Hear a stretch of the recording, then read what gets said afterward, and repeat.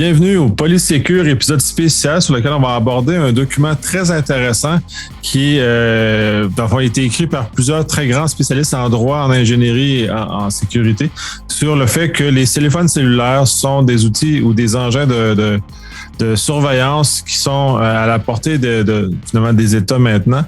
Ce papier-là fait suite aussi à toute l'espèce de brouhaha que Apple a suscité lorsqu'il a voulu déamorcer le volet de scanner, de vérifier les images sur nos appareils, nos iPhones finalement.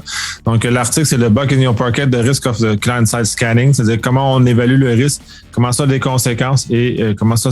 Je suis accompagné avec Patrick qui va, dans le fond, énoncer l'essentiel de ça, puisque d'un point de vue juridique, je suis beaucoup moins fort, il va pouvoir appuyer sur ce côté-là. Oui, merci encore de me recevoir. C'est toujours un plaisir de participer au podcast avec toi. Et puis, je souhaite un joyeux temps des fêtes aussi à tous tes auditeurs. Puis je leur souhaite de passer du bon temps relaxant en cette période de pandémie qu'on le souhaite tous devra tirer à sa fin bientôt. On l'espère effectivement. Donc, est-ce que tu peux nous donner ton regard sur la lecture de l'article en question, puis l'article, ou en tout cas le papier académique à mon sens. Sur comment tu perçois ça, comment celui-ci a été intéressant et qu'est-ce que ça l'a amené dans ta réflexion? Ben oui, certainement. D'abord, c'est important de le mentionner, tu l'as fait en introduction, là, mais c'est l'article Bugs in Our Pocket. C'est un article qui découle d'une collaboration des plus grands experts, à mon avis, en cybersécurité, qui sont, certains sont américains, d'autres proviennent de d'autres juridictions. Mais c'est un article très intéressant parce qu'on aborde à la fois les enjeux juridiques liés aux nouvelles technologies de surveillance dans les téléphones cellulaires, mais aussi les enjeux techniques avec des principes de sécurité. Puis pour quelqu'un qui s'intéresse à cet univers-là, des nouvelles technologies de surveillance, bien c'est un bon document qui fait comme un grand tour d'horizon là, des problématiques de ces technologies-là. Cela dit, pour ceux qui sont déjà bien au fait du sujet, cet article-là est intéressant parce qu'on vient vraiment parler du déplacement de la limite de vie privée ou de la limite de sécurité, du scanning qui se faisait autrefois sur les serveurs des grandes entreprises, notamment ceux qui offraient des services infonuagiques, des compagnies de téléphonie, par exemple, pour le stockage, par exemple, d'images, de vidéos, de trames sonores. Et là, on parle du déplacement de la frontière vers l'appareil de l'utilisateur. Et quels sont les impacts de ça et pourquoi on devrait, à ce stade-ci, ne pas le faire parce que la technologie n'a pas encore fait ses preuves et l'efficacité doit être remise en question. Effectivement, la technologie elle a nécessairement ses limites et elle peut être exploitée justement à mauvais escient à bien des égards, considérant que c'est facile à casser. Déjà, le système de Apple a déjà été démontré comme étant déficient parce qu'il était capable d'injecter des images faussement positives, c'est-à-dire que c'est pas des vraies images qui normalement auraient dû être interceptées par le système, mais ils l'ont été quand même. Bon, Apple a développé des systèmes parallèles pour justement compenser les limites de son système technologique, mais il demeure que la technologie par elle-même est insuffisante. Tu mentionnais aussi les vidéos ne sont pas couvertes par ces technologies-là parce qu'elles sont encore insuffisantes pour réussir à repérer ce genre d'éléments-là. Donc, la technologie a encore des preuves à faire. On parle du hashing, neural hash de chez Apple. On parle aussi du niveau machine learning dans lequel il est à maintes reprises été démontré à quel point c'est facile à contourner. Juste en termes de perception d'image, il y a des images qui pour l'humain semblent être un chien, mais quand dans les faits la machine va l'intercepter l'interpréter comme un chat, puisque la façon qu'il y a un brouillage visuel qui est mis dans l'image que l'humain ne perçoit pas parce que l'œil le corrige, la machine elle le perçoit et interprète l'autre image à cet endroit-là. Donc tous ces éléments-là créent des problèmes au niveau technologique énormément. Donc c'est pas nécessairement mature, en tout cas à mon sens, même si au niveau serveur, ça l'est, au niveau client, ce qu'on envoie, c'est différent. Cela étant, les limitations technologiques, c'est une chose. C'est l'invasion. Moi, ce qui m'inquiète le plus comme citoyen, c'est l'invasion à la vie privée. C'est-à-dire que maintenant, j'ai un agent qui me surveille chez moi. Ce qui, normalement, en termes canadiens ou en termes dans la plupart des pays occidentaux, est une chose qui est protégée qu'on n'a pas, on est protégé contre la fouille abusive. Donc, celle-ci serait, à mon sens, une fouille abusive ou l'écoute électronique aussi, au même sens où on serait capable de venir écouter sur mon appareil. C'est pour moi, très troublant. Ben, c'est sûr qu'il y a des inquiétudes à ce niveau-là. Tu sais, au Canada, on a des lois. On a par exemple la LPRPDE au fédéral qui va venir encadrer les activités des grandes entreprises en matière de protection des renseignements personnels. Dans ce cas-ci, pour le cas d'Apple, il était question de scanner des images. Donc, on peut penser, puis parfois des images même de nudité, donc on peut penser à des renseignements personnels qui sont de nature sensible. Donc, d'emblée, on aurait cette protection-là au niveau du secteur privé. Aussi au Québec, là, on parle beaucoup du projet de loi 64 qui est devenu la loi 25 suite à sa sanction là, au mois de septembre. Mais on a aussi l'article 8, comme tu le mentionnes, l'article 8 de la Charte canadienne qui protège contre les fouilles et les perquisitions abusives.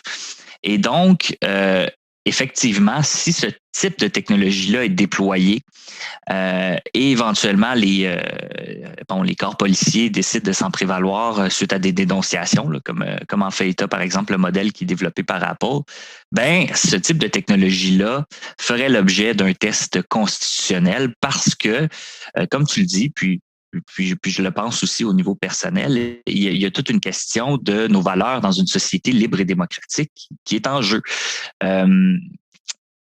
L'article est très exhaustif. Tu as mentionné, par exemple, notamment le hachage perceptuel et l'apprentissage automatique. Et puis l'article qu'on discute aujourd'hui fait état des vulnérabilités des deux technologies. Donc, essentiellement, la surveillance du côté du client peut se faire par l'une ou l'autre de ces technologies-là. Et les deux sont truffés de vulnérabilités potentielles dont pourraient faire l'usage des attaquants.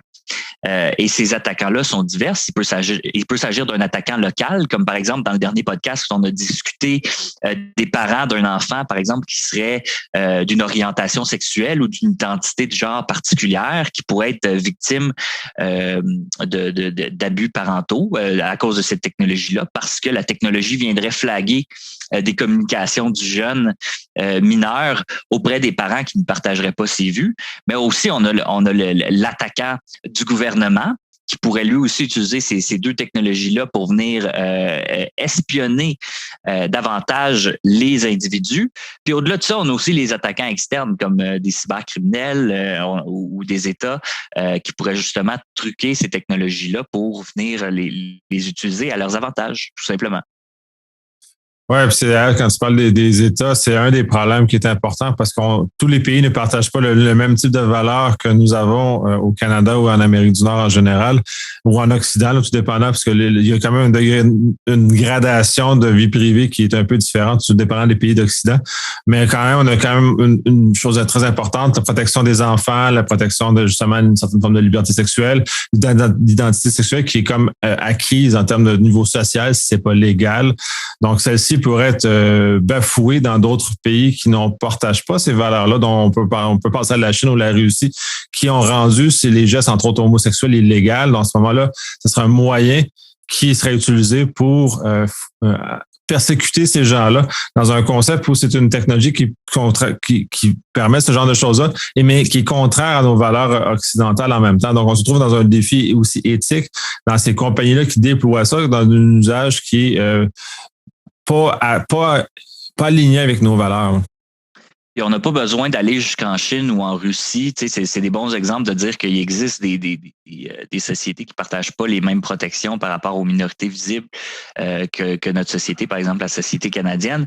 Mais même si on pense à ici, la façon que l'algorithme, par exemple, si on pense à l'apprentissage automatique, bien souvent, il va y avoir une intervention humaine au niveau de la façon que la machine va apprendre, ou même si c'est fait par elle-même, il faut quand même lui nourrir des données pour qu'elle puisse développer quelque chose. Puis au niveau de ces données-là, ben si les données sont elles-mêmes biaisées, les données qu'on a obtenues aussi, on a un mauvais paquet de données au moment de l'entraînement de l'algorithme, mais il y a toute la question des biais aussi algorithmiques là, qui rentrent en jeu, qui peuvent aussi mener à d'autres formes de discrimination ou d'autres formes d'enjeux d'équité qui pourraient découler de l'application de l'algorithme là, dans certains contextes. Donc, ça apporte beaucoup de pistes de réflexion et encore une fois, l'article qu'on discute aujourd'hui en fait très bien état, à mon avis. Oui, le problème logarithmique, là, il y a deux axes. Celui que le lot d'entraînement est pas bon. Puis d'ailleurs, on l'a remarqué dans certains où il y avait un biais négatif face aux personnes de couleur de peau plus foncée, justement parce que la façon qui a été entraînée l'a amené comme ça. Donc, on vient d'institutionnaliser du racisme. Ça fait que c'est un peu particulier quand on pense à ce genre de choses-là. De l'autre, c'est qu'on est capable d'injecter, puis on l'avait vu avec l'intelligence artificielle ou le machine learning développé par Microsoft, qui l'ont mis sur Twitter en l'espace de moins de 24 heures. Ils ont dû le retirer parce que le lot d'éléments qui ont été utilisés pour apprendre était toxique parce que les gens se sont amusés à l'alimenter de mauvaises choses. Donc, en moins de 24 heures, il était rendu misogyne, raciste, puis extrémiste. Donc, c'est très facile de biaiser. Fait que c'est des attaques qui existent, qui sont très présentes aussi dans les systèmes. Et comment on sait que le lot que tu utilises par Apple, dans ce cas-ci du CSAM, est le bon et ça arrive au bon résultat et à la bonne situation. Oui, ben effectivement, tu sais, on peut se poser la question pourquoi on veut aller pour ces technologies-là. Ça coûte moins cher que d'avoir de la modération humaine.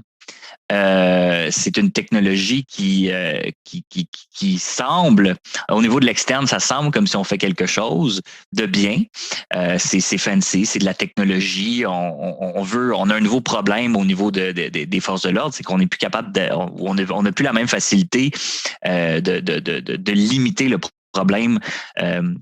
Par exemple, de la pornographie juvénile, qui est un fléau en ce moment avec les nouvelles technologies. Eh bien là, on présente cette solution-là qui semble à tout point miraculeuse parce qu'elle emploie des nouvelles technologies impressionnantes. Mais ultimement, la question qui demeure, c'est la question de l'efficacité. Et la contrepartie de ça, ben, c'est que c'est nos libertés fondamentales à titre d'individu qui en souffrent. Donc, puis on en discutait avant l'enregistrement du podcast, mais un des points qui est abordé dans l'article, c'est notamment le fait que, pour le moment, ça va s'attaquer à des problèmes comme par exemple la pornographie juvénile, mais ne suffirait qu'une série d'attaques, d'attaques terroristes, par exemple, ou de d'autres natures, pour que il y ait une réaction émotionnelle de la société, un type d'enragement qui aussi soit traduit par les réactions des politiciens, et puis que donc on décide de tranquillement élargir la portée de cette surveillance-là du côté de l'appareil. Et donc, ultimement, on veut régler des problèmes, mais on s'en crée des nouveaux en ce sens où on crée un peu un monstre de surveillance, là. Donc, c'est des pistes de réflexion qu'il faut suivre et qu'il faut se poser les bonnes questions à titre de société. Est-ce qu'on veut avoir ce type de technologie-là? On ne peut pas blâmer les grandes entreprises de vouloir trouver des solutions. Eux, ils ont des impératifs économiques, c'est-à-dire c'est ça, c'est de la croissance. Mais nous, à titre de membres de la société, on a cette obligation-là de questionner l'implémentation de ce type de technologie-là. Oui, puis de toute façon, là, on a entré dans l'article qui mentionne justement que c'est le fait de scanner sur les appareils locaux, c'est une réaction au développement du chiffrement de bout en bout, justement, qui rend complètement invisible les communications aux forces de l'ordre. Donc, c'est toujours de trouver un équilibre. Puis là, par rapport à ce genre de choses, est-ce qu'on réouvre, et tant qu'à moi, de façon ouvrir de façon aussi large le balayage sur la machine locale, c'est comme littéralement détruire tout le gain qu'on a eu avec le chiffrement bout en bout qu'on a fait. Donc, tout le volet vie privée est complètement aplati et complètement nul à ce moment-là, puisqu'on n'est plus protégé, même si dans les faits, on se croit protégé. Donc, déjà, un élément de perception.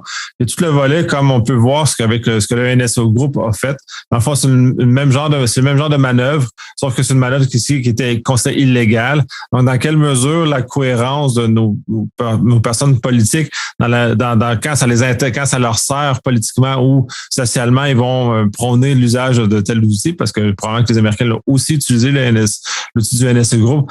Et dans quelle mesure, là, comme ça s'est attaqué à eux-mêmes, puis là, c'est en Ouganda, je crois, là, ils se sont revirés de bord, puis là, ils ont mis ça sur la blacklist. Donc, il y a comme un problème de cohérence. Tant que c'est utile, ils vont laisser la surveillance comme ça. Et quand ça n'est plus utile, ben là, ils vont le déclarer négatif. Donc, c'est comme de voir à quel point ces gens-là, puis les forces de l'ordre aussi sont intéressées. Puis je comprends le besoin. Là, puis, on parle que c'est endémique, la pornographie juvénile. Effectivement, c'est un énorme problème. Est-ce que c'est le meilleur moyen? Je suis pas convaincu. Puis il n'y a pas d'études jusqu'à présent qui démontrent que ces moyens-là sont efficaces pour lutter contre la pornographie juvénile. Est-ce que l'usage d'un outil sexy, dans ce cas-ci qui est l'intelligence artificielle ou le machine learning, va nous aider vraiment à régler ce problème-là où il n'y aura pas d'autre façon autre qu'on pourrait intervenir qui serait peut-être moins invasif dans la surveillance de masse comme on vit présentement, là? Oui, c'est un dilemme qui est pas évident parce qu'effectivement, les enfants ont souvent pas les moyens de se protéger eux-mêmes quand ils sont dans ce type de situation-là. Puis ils se trouvent dans des situations absolument horribles qui, celle-là aussi a un coût au niveau de la société. Mais est-ce que c'est la bonne solution que de scanner les appareils de tout le monde? Moi, personnellement, je ne crois pas. J'ai pas, on n'a jamais connu ça avant. On est dans un monde nouveau où la technologie évolue très rapidement et donc, effectivement, pour certains prédateurs, ça l'a facilité le partage de contenu puis l'augmentation de la production de contenu. Ça, il n'y a pas de doute là-dessus. Les chiffres le démontrent, mais à l'inverse, ces technologies-là ont aidé des gens dans des régimes aussi où ils ont été opprimés à publier certaines informations, à mettre un petit peu la lumière sur des abus de pouvoir.